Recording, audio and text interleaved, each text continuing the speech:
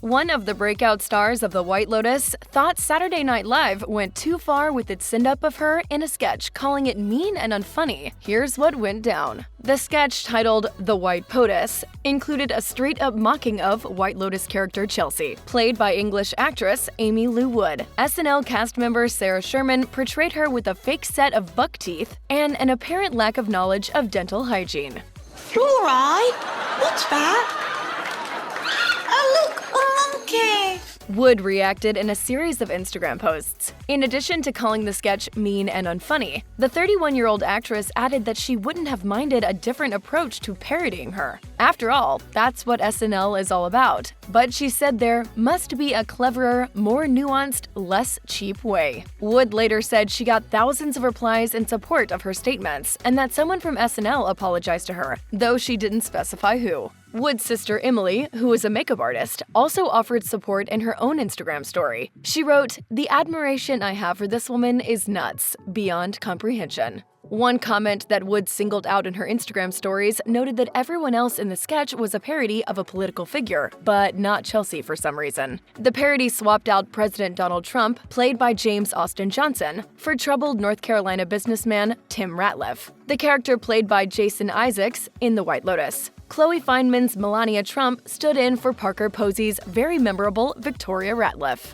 You want to live in Taiwan?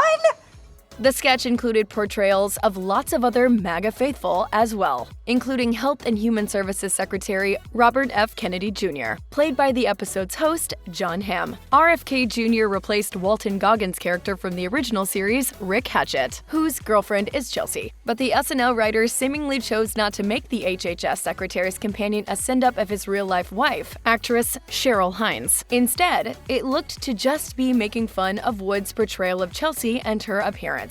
Wood wrote of that distinction, "I don't mind caricature. I understand that's what SNL is. But the rest of the skit was punching up, and I/Chelsea was the only one punched down on." For his part, Goggins seemed to enjoy the parody. At first, he originally posted an Instagram story with a clip of the sketch, writing, "Smashing. John, I knew I was miscast." BuzzFeed noted that Goggins' post came after Wood had already made her feelings about the sketch known, but he did delete his story praising the sketch a few hours later. He didn't comment on why he did that, so it's not clear if it was as a result of Wood's feelings being hurt. Isaacs has recently made some comments stating that the interpersonal relationships on the set of the third season of The White Lotus got pretty wild. He told The Guardian, "It's a kind of crucible, a 5-star gilded cage. There's no question that sometimes it is absolutely fabulous, and sometimes it's Lord of the Flies." Isaacs added that because everyone is basically together all the time on set, there are tensions and difficulties. He said that alliances, romances, and friendships formed and broke over the course of the making of the season.